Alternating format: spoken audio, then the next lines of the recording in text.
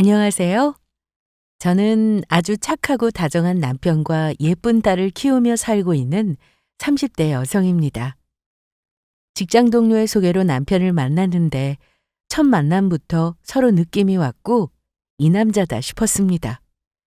같은 회사를 다니고 있었지만 부서가 달라 서로 모르다가 소개를 받게 되면서 알게 되었어요. 연애 때부터 결혼하고 나서도 저밖에 모르는 바보가 바로 제 남편인데요. 시댁에서는 이런 남편을 깔보고 무시했습니다. 그 정도가 너무 심해서 남편만 친자식이 아닌가 하는 오해를 하기도 했어요. 자기 부모가 무시하니 형이나 누나도 무시하는 건 마찬가지였는데 아무 말도 못하고 당하기만 하는 남편에게 처음에는 화도 났습니다. 하지만 천성이 너무 착한 사람이라 화를 잘 내지 못하더라고요. 시모가 저와 남편을 대하는 태도가 점점 선을 넘었는데 신우 신혼집을 사오라는 말에 너무 어이가 없어 신우 상견례 날 시댁이 어떤 집안인지 다 밝히고 쑥대밭으로 만들어버렸습니다. 이 일로 저희는 시댁과 연을 끊어버렸고요. 심보를 곱게 써야 일도 잘 풀리는 법인데 시댁은 저와 남편을 무시한 대가를 톡톡히 치러야 했습니다. 남편은 위로 형과 누나가 있습니다. 시댁에서 남편은 막내였죠. 시댁은 형제 차별이 정말 심한 집이었는데 아들만 최고인 그런 집은 아니었습니다. 아주버님은 장남이라서 무조건 우선순위였고 신우는 하나뿐인 딸이니까 위해주더군요. 하지만 남편은 찬밥 신세였습니다. 물론 결혼 초까지만 해도 저는 전혀 몰랐습니다.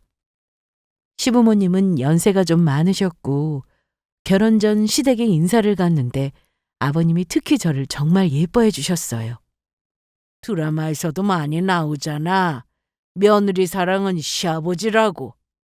어머, 이가 아주 주책이야. 주책이라니.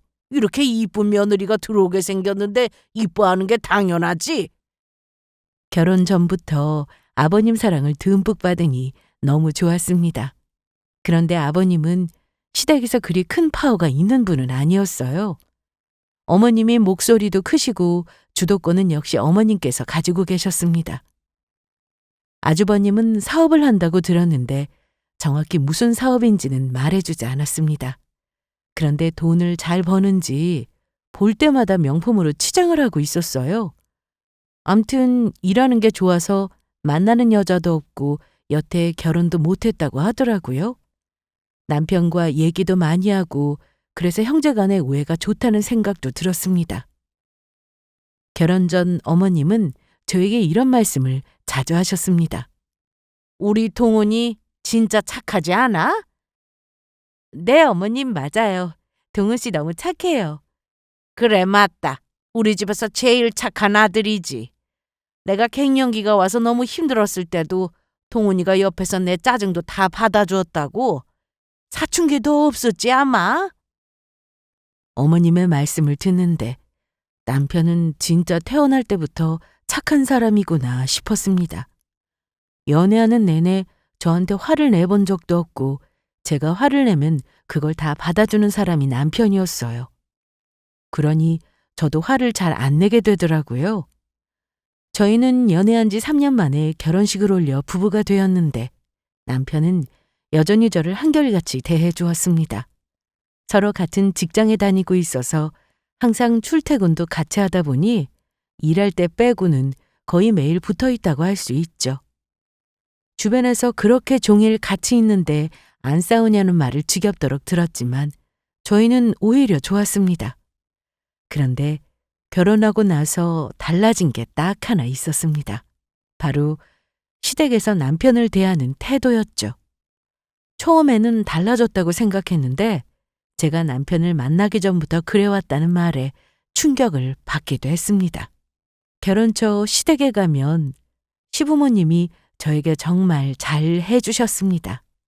하지만 결혼 1년 차가 되고 나서부터는 남편이 시댁에서 무시당하는 모습을 정말 많이 봤습니다.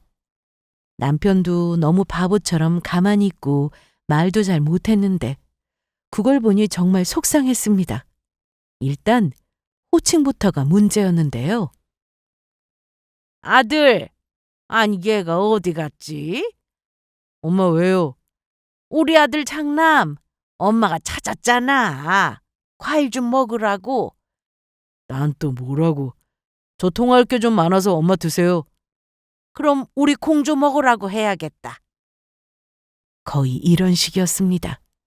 남편이 바로 옆에 있어도 다른 형제만 찾으셨어요.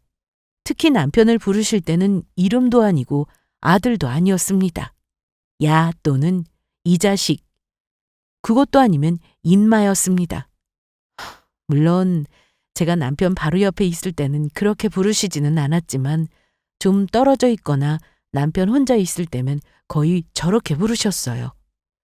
호칭도 문제가 있었지만 힘든 일은 꼭 제 남편을 시키는 시댁이었습니다. 자기 이 시간에 어디 가? 엄마가 좀 오라고 하셔서. 무슨 일로? 가구를 옮겨야 한다고 그러시네. 퇴근 후 집에서 남편과 쉬고 있었는데 남편이 갑자기 옷을 입더니 시댁에 간다고 했습니다. 저녁 8시가 훌쩍 넘은 시간이었고 시댁까지는 거리가 1시간이었는데 왔다 갔다만 해도 밤 10시가 되기 때문에 좀 황당했어요. 급한 일이라면 모를까.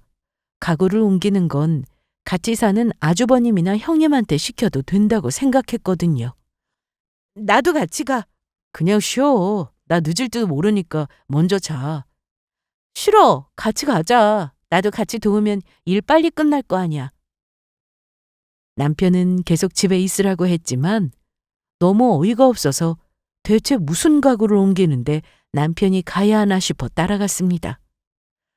그런데 시댁에 도착해서 보니 가구는 딱 하나였습니다. 대신 크기가 크고 되게 화려했어요. 아니, 넌 뭐하러 왔니? 남편까지 부르셔서 가구가 엄청 많은 줄 알고 저도 도울 거 해서 왔는데 이게 다예요? 어때? 멋지지 않니? 내 친구가 수입 가구 매장을 운영하는데 이태리에서 직수입한 거라 딱 하나 들고 왔다고 하는 거야. 아, 그래요? 그런데 어떻게 옮기시려고요? 원래 있던 거실장을 밖으로 빼고 이거 놓으면 돼.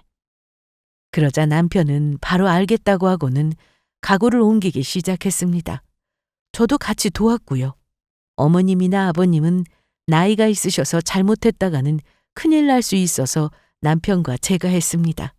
그런데 가구를 다 옮기고 나니 방에서 아주버님과 형님이 나오더라고요. 집에 계셨어요? 아니요, 언제 왔어요? 안에서 영화 보고 있느라 전혀 몰랐네. 저는 그 상황이 너무 황당했습니다. 어머님, 집에 아무도 없는 줄 알았는데 다 계셨네요? 그래. 이 시간엔 다 들어왔지. 그럼 저희가 굳이 올 필요 없었잖아요. 그게 무슨 소리야? 집에 아주머님이랑 형님 계셨으면 저희가 안 와도 되는 거였잖아요. 그래서 내가 쟤만 불렀잖니. 그게 아니라 굳이 1시간 거리에 있는 제 남편을 부르셨어야 했냐고요. 아니, 그럼 이걸 누가 하니? 아주버님도 계시고요. 우리 장남은 허리 다치면 큰일 나. 어머님, 제 남편도 다치면 큰일 나요. 어머님은 끝까지 제 남편만 부려먹고 장남만 챙기셨습니다. 한 집에서 살면 돕는 게 당연하겠지만 굳이 멀리 사는 거 알면서 심부름은 꼭 남편에게만 시키니 짜증이 났습니다. 이날 집에 오는 차 안에서 제가 남편에게 화를 냈는데 남편은 오히려 그런 저를 진정시켰습니다. 당신은 화도 안 나? 무슨 화? 왜 항상 자기한테만 시켜? 뭘 이런 걸로 화를 내? 괜찮아. 당신 자꾸 이러면 착한 게 아니라 바보 소리 들어. 뭐 어때? 남도 아니고 가족인데. 남편과 얘기하고 있으면 저만 속이 터졌습니다. 이러니 시댁에서 남편만 친자식이 아닌지 제가 의심을 했던 겁니다. 명절에도 아주 기막힌 일이 있었습니다. 저희는 시댁에서 명절을 보낼 때 전날 가서 하루 자고 차례를 지낸 다음에 친정에 가기로 했습니다. 그래서 추석 때 명절 전날 시댁에 도착 후 음식을 하고 피곤해서 일찍 자리에 누웠는데 남편이나 저나 너무 피곤해서 눕자마자 잠이 들었습니다. 그렇게 자고 있었는데 갑자기 아버님 목소리가 들려오더라고요. 살짝 눈을 떠보니 아버님이 저와 남편이 자고 있는 작은 방으로 들어오셔서 남편을 깨우고 계셨습니다. 그런데 그냥 흔들어 깨우는 게 아니라 발로 툭툭 차면서 남편을 깨우고 있었습니다. 야, 강동훈, 일어나, 얼른. 남편은 너무 피곤했는지 아버님이 발로 차는데도 바로 일어나지 못하더라고요. 저는 아버님의 행동에 너무 어이가 없어서 아버님, 자는 거 아니었어? 아버님 목소리에 깼어요. 그런데 왜 발로 그러세요? 제가 동훈 씨 깨워서 같이 나갈게요.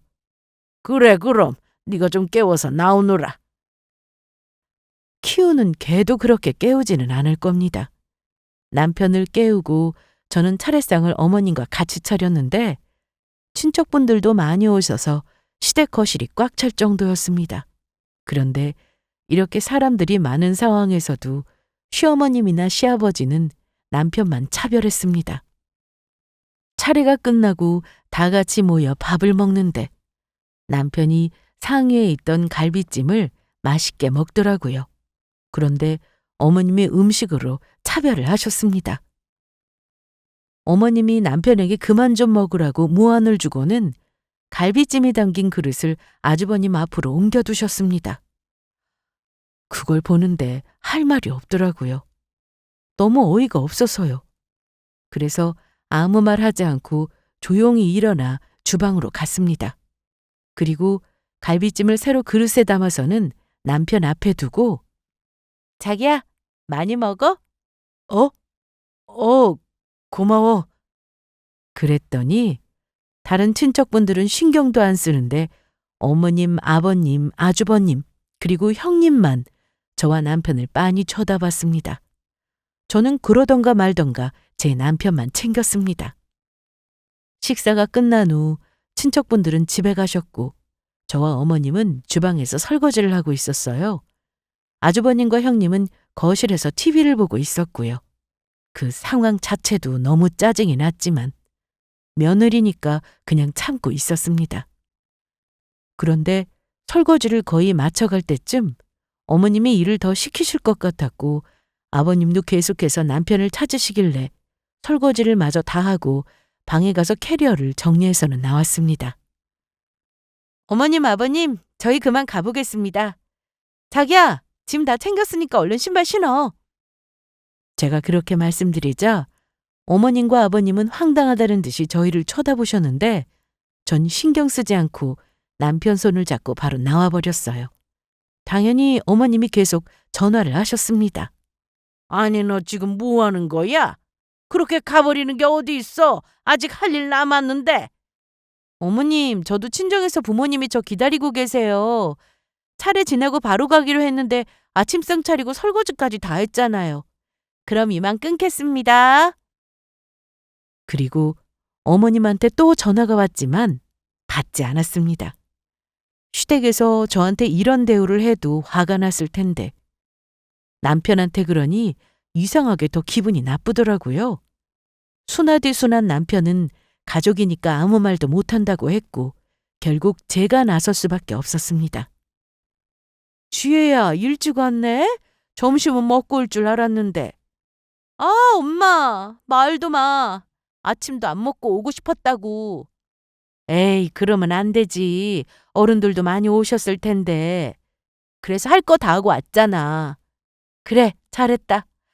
강서방도 운전하느라 고생 많았지? 아닙니다. 방에 들어가서 한숨 자. 아니면 나가서 영화라도 보고 들어오든가. 자기야, 극장 가볼까? 좀 쉬다가 나가자. 저희는 친정에 가면 정말 아무것도 안 하고 쉬기만 합니다. 친정 부모님도 시댁 상황을 대충 알고 계셨기 때문에 제 남편을 보면 항상 짠하다고 하시거든요.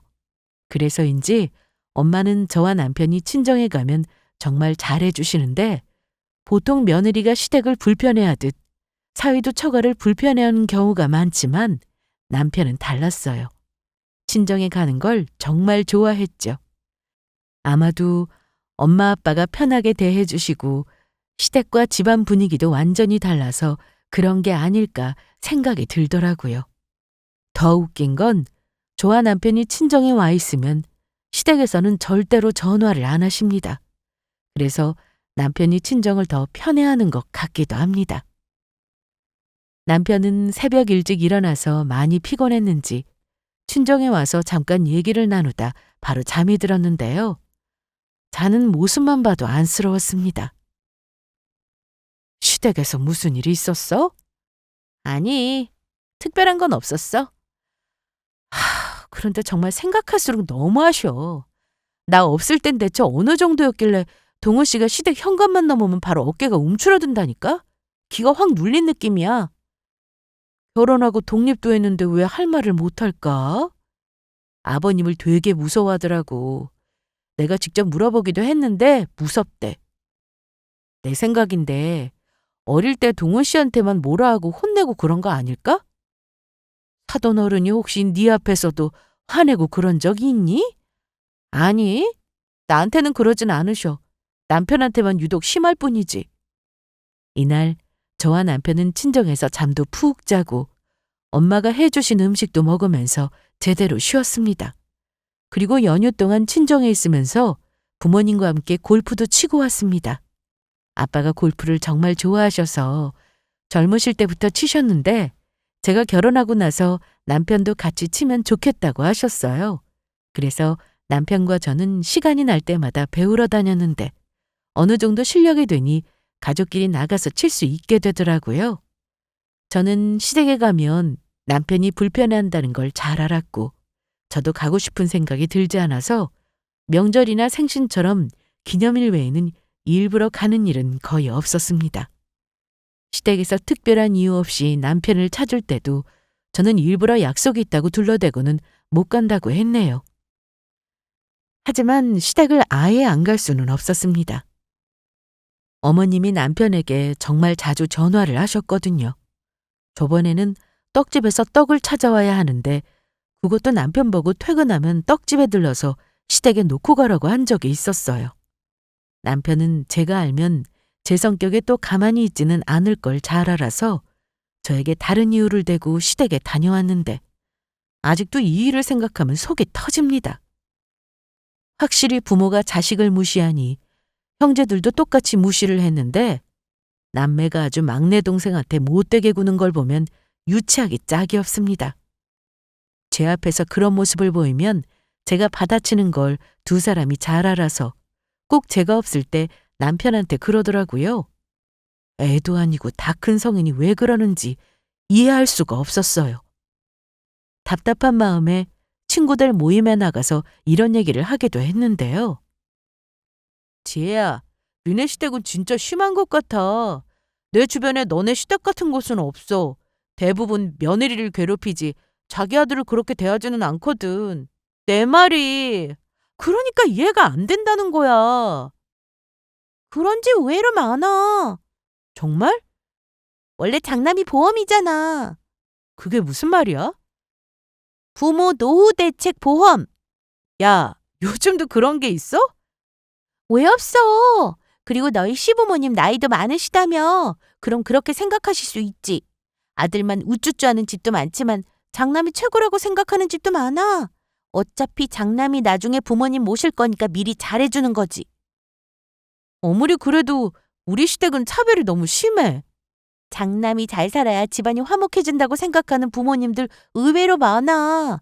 이해하려고 하지 말고 원래 그런 집이다 생각해야 맘 편하다 너.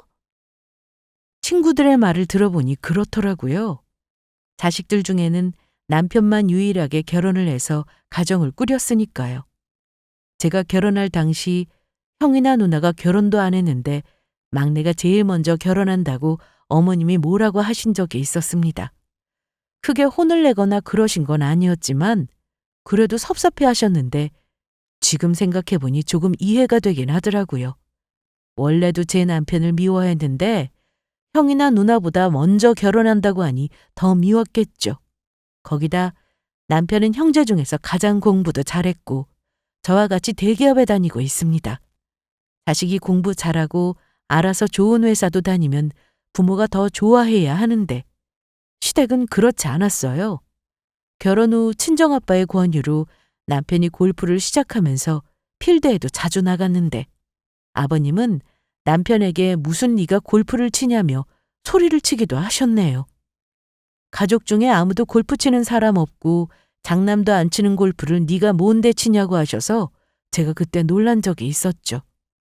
그냥 보고만 있을 수 없어서 제가 나서서 친정아빠가 권유한 거라고 사위랑 치는 거 좋아하신다고 했더니 그제야 아무 말씀 안 하셨습니다. 시댁에 가면 거의 이런 분위기라서 가기 싫어질 정도였는데 그러던 어느 날 신우의 결혼 소식이 들려왔습니다. 신우는 피아노를 전공했는데 학원을 운영하기 위해 준비 중이었습니다.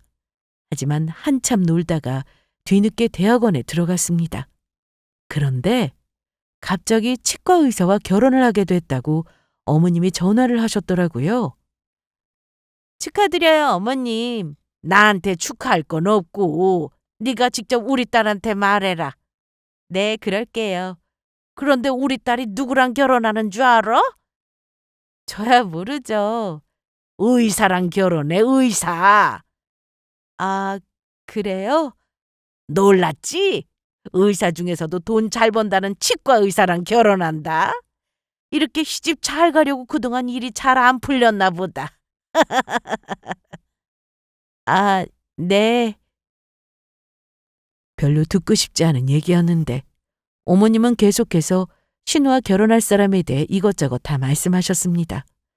굳이 제가 알 필요 없는 것들까지 전부 다요. 그런데 며칠 뒤 제가 몸이 좀 이상해서 테스트를 해봤는데 글쎄 임신이더라고요. 며칠 동안 몸살 난 것처럼 좀 춥고 쑤시고 그랬는데 감기로만 알고 있었습니다. 증상이 심하지 않아 약은 안 먹었는데 아무래도 이상하더라고요. 그래서 퇴근하고 집에 오는 길에 약국에서 테스트기를 사서 해보니 아주 진하게 2줄이 나왔습니다. 임신인 것 같다고 남편에게 바로 얘기했는데 남편은 이날 엄청나게 울었습니다. 여보, 왜 울어? 너무 좋아서 그러지. 아, 뭐야? 그럼 같이 기뻐해야지. 당연히 기쁘지. 당신 그래서 요 며칠 아팠던 거야? 그런가 봐. 뭐 먹고 싶은 건? 아직 없어? 일단 쉬어. 아무것도 하지 말고. 내일 출근은 해도 돼? 당연하지. 저는 이 사실을 친정에도 바로 알렸습니다. 부모님도 남편처럼 정말 축하해 주셨고 좋아하셨어요. 아들이든 딸이든 건강하게 태어나서 빨리 만나고 싶은 생각이 들었습니다. 이 기분을 망치고 싶지 않아 시댁에는 바로 전화하지 않았는데 다음 날 통화했는데 역시나 시댁의 반응은 예상대로였습니다. 시댁에서는 제가 임신한 것을 반기는 사람이 아무도 없었습니다. 예상은 했지만 직접 느껴보니 기분이 좋지 않았어요. 아니, 뭐라고? 임신? 네, 확실해? 점심시간에 병원 다녀왔어요. 맞대요. 뭐가 급해서 벌써 애를 가졌어? 좀 천천히 갔지. 네? 네가 생각을 좀 해봐. 그럼 어머님 또 아차, 동훈이 됐지? 동훈이가 우리 집에서 제일 막내잖아. 아직 우리 지훈이나 주리가 결혼도 안 했는데 벌써 애가 생기면 호칭도 복잡해지지 않겠어? 어머님, 요즘 그런 게 무슨 문제가 된다고. 그리고 하필 왜 지금이냐? 우리 주리 결혼 준비하는데 내가 정신이 하나도 없는데.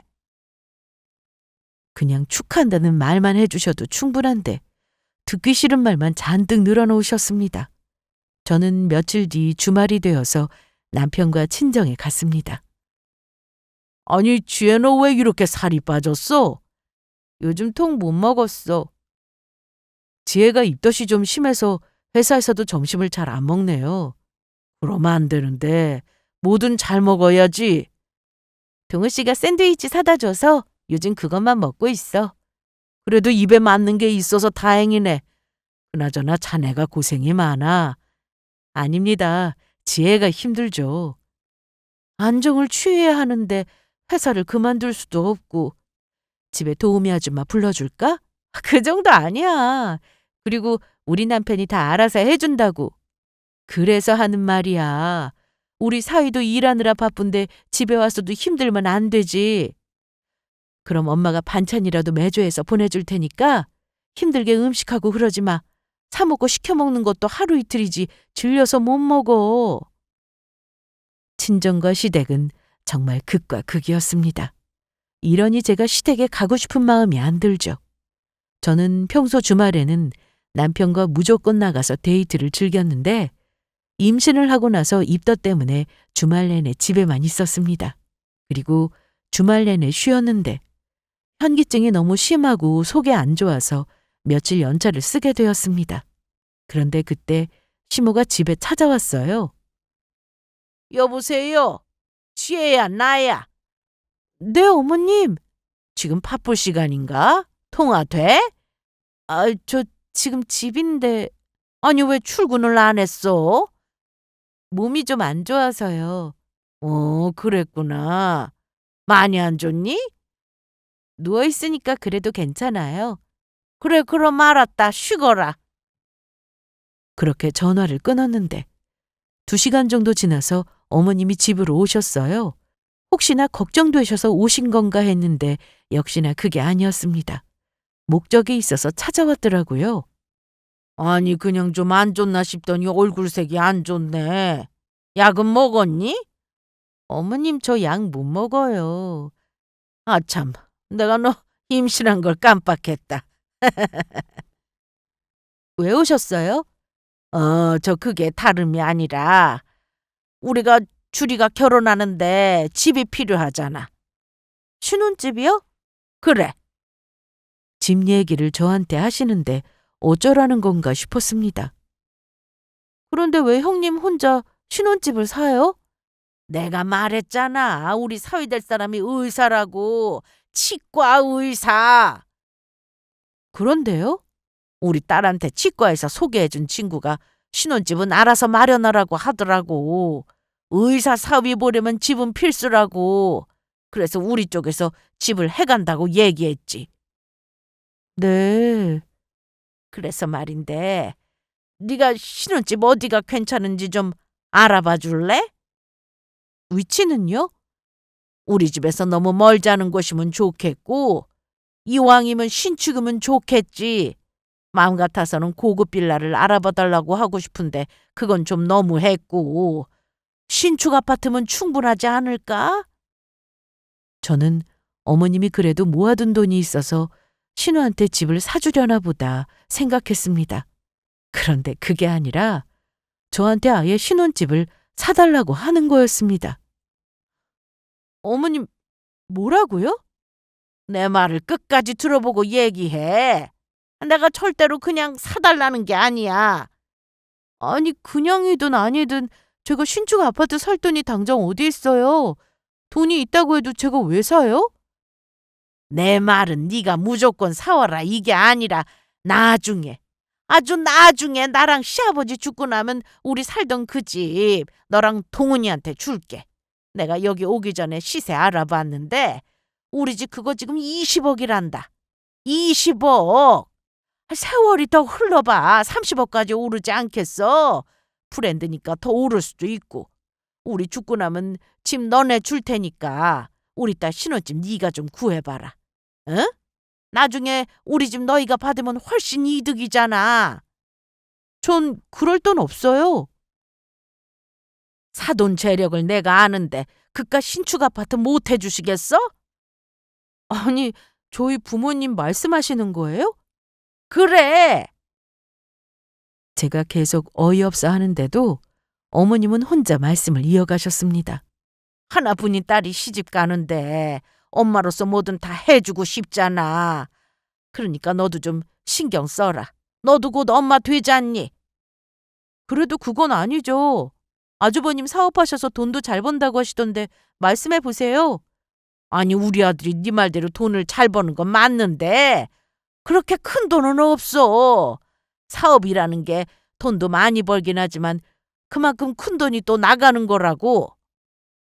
저는 어지럽고 속이 안 좋아 어머님께 그만 가보시라고 했고 계속 말도 안 되는 거라며 거절했으나 어머님은 끝까지 부탁한다며 할 말만 하고 가셨습니다.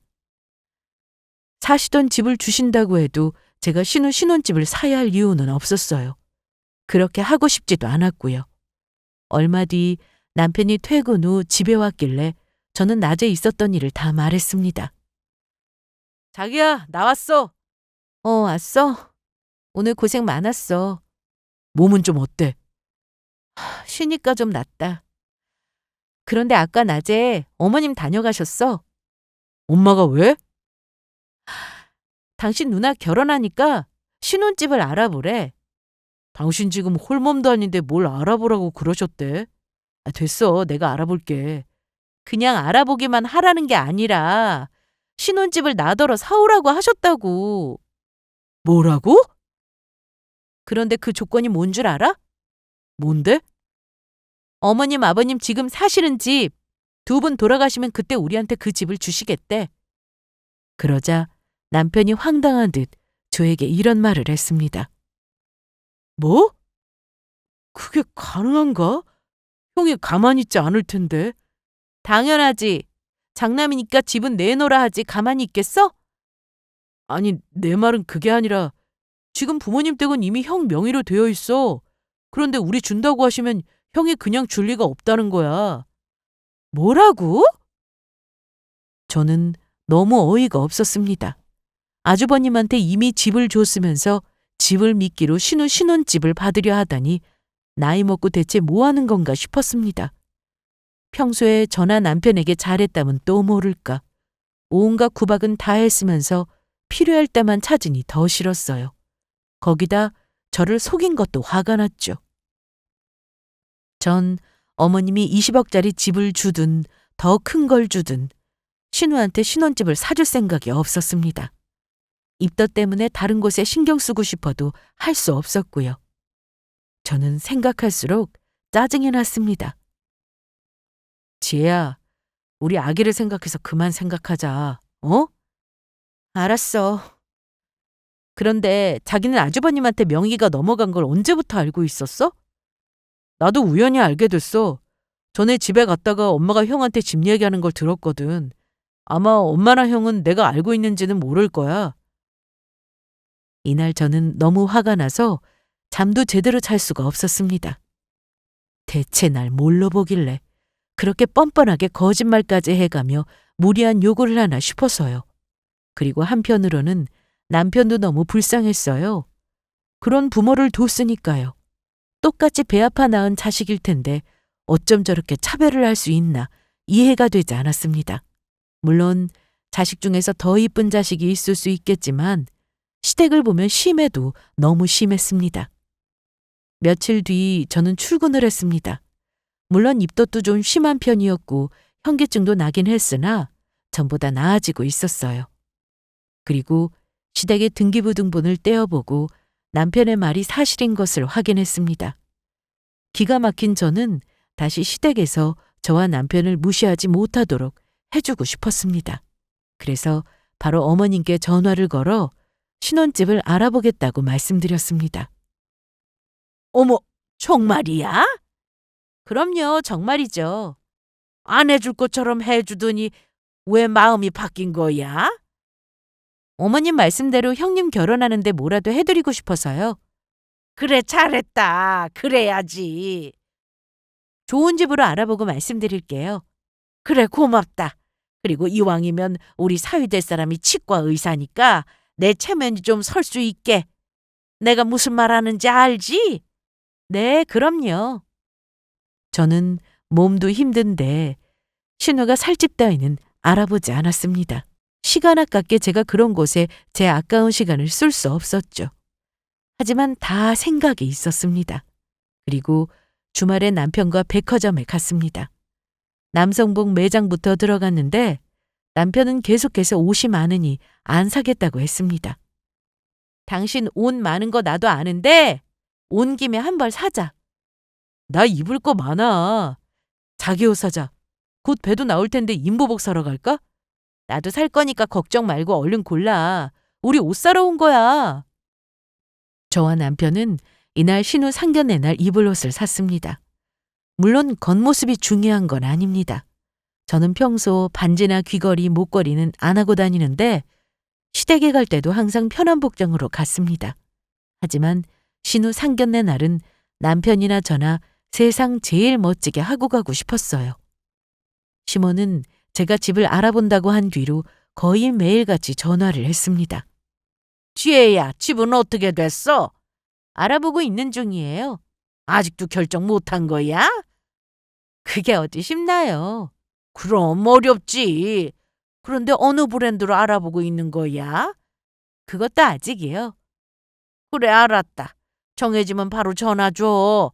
알았지? 네. 엄마야? 응? 당신 정말 누나 신혼집 알아보고 있는 건 아니지? 걱정 마. 내가 다 알아서 할 거니까. 그리고 당신 말이야. 이제 할 말은 하고 살아. 그래도 돼. 어릴 때부터 그렇게 살았는데 어떻게 바꿔. 그냥 하는 거야. 고민하지 말고. 아무리 당신을 낳아준 부모라도 부당한 대우를 받았다면 해도 돼. 하지 마세요. 싫어요. 못하겠다. 누가 지금 당장 하래? 앞으로 할 말은 하고 살라고. 알았어. 노력해 볼게. 그리고 드디어 신우의 상견례 날이 되었습니다. 자기야, 좀 과한 것 같은데? 나 그냥 저거 입을게. 무슨 소리야? 엄청 멋져. 그냥 입어도 돼. 그리고 시계는 이걸로 해. 자기도 엄청 예쁘다. 그래? 고마워. 이제 갈까? 이날 저는 한껏 멋을 부렸습니다. 옷차림에 신경 써야 하는 자리이기도 했고 항상 브랜드만 따지는 시댁 식구들 앞에서 제대로 보여주고 싶어서 멋 좀 부렸습니다. 왔어? 네, 어머님 일찍 오셨네요. 그럼 중요한 자리니까 먼저 와서 기다리는 게 예의지. 그런데 오늘 옷차림 아주 마음에 든다. 내가 안 그래도 좀 차려입고 오라고 말하려고 했는데 깜빡해서 걱정했거든. 그런데 이건 못 보던 팔찌인데 샀니? 원래 있던 거예요. 제가 잘 안 해서 그렇지 집에 되게 많아요. 올케! 네? 그 가방 샷땡 진짜야? 그럼요. 쪽팔리게 제가 가짜를 들고 왔겠어요? 시댁 식구들한테 잘 보이려고 차려입은 건 아니었습니다. 하지만 제가 가진 명품으로 꾸미고 갔더니 보는 눈이 달라지더라고요. 특히 신우는 허영심으로 가득 찬 사람이라 그런지 신우 남친이 도착하기 전까지 제 옷과 가방에서 눈을 떼지 못했습니다. 몇 분 뒤 사람들이 다 모이자 식사를 시작했습니다. 저와 남편은 딱히 할 말도 없고 해서 조용히 밥을 먹었는데 시모가 얘기를 하면서 웃는 모습을 보니 소름이 돋았습니다. 정말 가식적인 웃음이어서요. 평소 제 남편에게 말하던 목소리나 말투가 생각나 절대 좋게 볼 수가 없었습니다. 어머님은 이날 제 남편에게도 정말 다정했는데요. 평소에는 이름도 부르지 않으면서 이때는 세상 다정하게 남편의 이름을 부르고 우아하게 얘기를 하셨어요. 그러니 남편도 당황한 얼굴을 할 수밖에 없었습니다. 서로 이런저런 얘기를 나누다가 드디어 집 얘기가 나왔습니다. 신우의 예비 시모가 먼저 신혼집 얘기를 꺼냈습니다. 그런데 우리 애들이 지낼 신혼집은 어떻게 됐나요? 준비됐으니 걱정하지 않으셔도 됩니다. 제 며느리가 알아봤답니다. 그러면서 어머님은 저를 쳐다봤는데요. 지혜야, 어서 말씀드려. 시세 20억 아파트 괜찮으세요? 제 말에 신우의 예비 시모는 놀란 표정을 했습니다. 시모도 갑자기 화난 표정을 지었고요. 어머, 정말 그렇게 좋은 집으로 알아봤어? 좀 과한데 너무 무리하시는 거 아니에요? 과하긴요. 아주 든든한 사위가 생기는 건데 이 정도는 해야죠. 그런데 지혜야, 어디길래 20억이나 하나? 시모의 말에 저는 아주 또박또박 시댁의 주소를 말했습니다.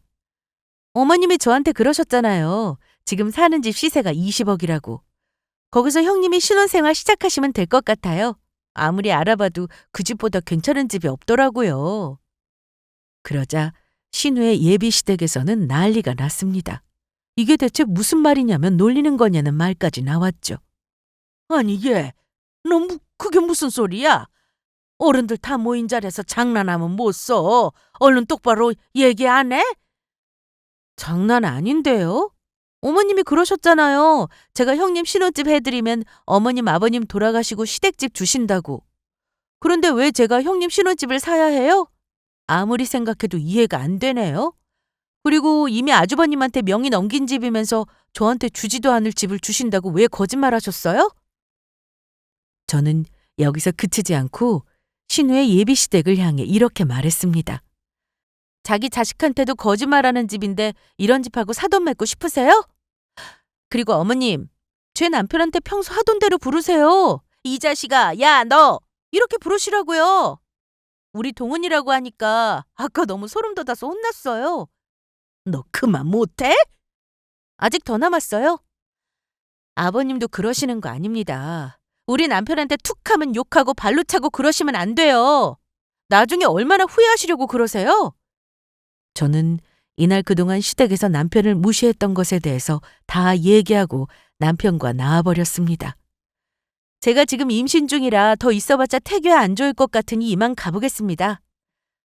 자기야 뭐해? 얼른 일어나. 너 이 자식 지금 나가면 다시는 안 본다. 네, 그러세요. 저도 아버지 안 보면 그만이에요. 아니 너 지금 뭐라고 했어? 아버지 자식은 형이랑 누나뿐이잖아요. 제가 언제 아버지 자식이었어요? 안 봐도 그만이니까 전화하지 마시고 저 찾지 마세요. 그렇게 나와서 집으로 오는 길에 남편의 얼굴을 쓱 하고 쳐다봤는데요. 왜? 자기 눈물 흘리고 있나 봤어. 뭐? 뭐 이런 일로 우냐? 자기 울보잖아. 아니야. 아까 할 말하고 나오는데 속이 다 후련하더라. 잘했어. 그런데 누나 상견례를 망쳐서 어쩌냐? 신경 쓰지 마. 우리는 우리 꼬물이만 신경 쓰자고. 우리가 거짓말한 것도 아니고 할 말하고 나온 건데 뭔 걱정이야? 그런데 우리 이대로 집에 가긴 좀 아쉽지 않아? 자기 피곤해서 안 돼. 얼른 집에 가서 쉬어야지. 난 괜찮아. 이렇게 꾸민 것도 오랜만인데 드라이브 가자. 쇼핑몰 갈까? 가고 싶어? 그래서 이날 남편과 신나게 드라이브도 하고 쇼핑몰 구경도 했습니다. 그리고 남편이 친정에 가고 싶다고 하길래 친정으로 갔습니다. 자기는 고작 가고 싶은 곳이 우리 친정이야? 난 거기 가면 마음이 편해. 알았어. 그럼 엄마 아빠한테 미리 전화하자. 친정에 도착해보니 아빠가 마당에서 고기를 굽고 계셨는데 저와 남편이 온다는 전화를 받으시고는 급하게 고기 사오시고 과일도 사놓고 하셨답니다. 저는 엄마 옷으로 남편은 아빠 옷으로 편하게 갈아입고는 마당에서 부모님과 함께 실컷 고기를 뜯었네요. 친정 부모님께도 시댁에서 있었던 일을 다 말씀드렸는데 신혼집 요구에 같이 화를 내셨습니다. 아무리 친정에 돈이 많아도 그런 요구는 말도 안 되는 거니까요. 이날 이후 시댁에서 전화가 정말 많이 왔습니다. 특히 형님은 남편과 저에게 결혼이 취소됐다며 문자로 욕을 하고 난리도 아니었는데요. 남편은 제가 스트레스 받을까 싶어서 시댁 식구들의 번호를 모두 차단했습니다. 남편 역시 이번에는 절대 그냥 당하기만 하지 않는다며 시댁에 절대 가지 않을 거라고 하면서 연을 끊게 되었습니다. 전화만 안 받는다고 시댁과 완전히 연을 끊을 수 있는 건 아니었습니다. 회사로 찾아오면 만날 수밖에 없었으니까요. 하지만 이번엔 저 대신 남편이 먼저 나서서 찾아오신 아버님을 만났는데 신우의 결혼 얘기는 완전히 물 건너갔고 어머님은 의사사위를 못 얻게 되어서 화병이 나서 들어 누웠다고 했습니다. 그런데요. 뭐야? 이게 다 너 때문 아니야? 하나 있는 며느리가 그런 짓을 벌였는데 너한테는 책임이 없을 것 같냐? 지혜나 저나 책임 없습니다. 그건 저희 때문이 아니라 엄마 때문이라고요. 뭐야, 이 자식이? 어? 이거 안 나? 이제 그만 때리세요. 제가 애도 아니고 다 커서 곧 아빠 되는데 언제까지 이러실 거예요? 이 자식이? 엄마가 아프든 말든 저한테 그런 거 말씀하지 마시고요. 누나가 정말 좋아하는 사람하고 만나서 결혼해야 행복하지. 집까지 갖다 바치면서 하는 결혼이 얼마나 행복하겠어요? 그건 자식 위하는 길이 아니고 망치는 길이에요. 이날 아버님은 남편이 이렇게 나올 줄 모르셨는지 크게 놀란 얼굴을 하시고 가셨습니다. 저 역시 많이 놀랐고요. 남편은 어릴 때부터 아버님에게 많이 맞고 자랐다고 했는데 형제들이 다 똑같이 맞았다면 모를까. 남편만 유독 때렸다고 해요. 그러다 보니 아버님을 유독 무서워했고 시댁만 가면 불안해 보였죠. 그런데 그걸 다 이겨내고 할 말 다 하는 남편의 모습을 보며 앞으로 조금씩 달라질 수 있겠다는 기대가 생겼습니다. 저희는 그날 이후로 시댁과 정말 연락을 하지 않고 지냈습니다. 명절에는 친정에만 갔고 시부모님 생신 때도 전혀 챙기지 않았습니다. 저는 점점 배가 불러와서 몸이 많이 무거워졌는데 출산일이 다가오자 남편은 아기 방도 새롭게 꾸몄습니다. 예쁜 침대도 하나 사고 선물 받은 옷도 옷장에 걸어뒀고요. 그리고 드디어 출산일이 되었고 저는 건강하고 예쁜 딸을 낳았습니다. 이날 남편은 분만실에서 저보다 더 많이 울었어요. 간호사가 옆에서 진정시킬 정도로 말이죠. 역시 제 남편은 울보가 맞았습니다. 저는 출산 후 조리원 생활을 하고 집으로 돌아와 친정엄마의 도움을 받으며 육아를 시작했습니다. 정말 뱃속에 있을 때가 가장 편하다는 말이 무슨 말인지 실감이 되더군요. 그래도 가족들 도움으로 아주 행복하게 아이를 키우고 있어요. 참, 잊고 지냈던 시댁에서는 그동안 많은 일들이 일어났다고 했습니다. 시댁과 완전히 연락을 차단하고 지냈지만 남편은 친척들과는 종종 연락하며 지냈기에 시댁 상황을 전해들을 수 있었는데요. 형님 결혼이 취소된 건 진작에 알았고 아주버님도 상황이 좋지 않다고 했습니다.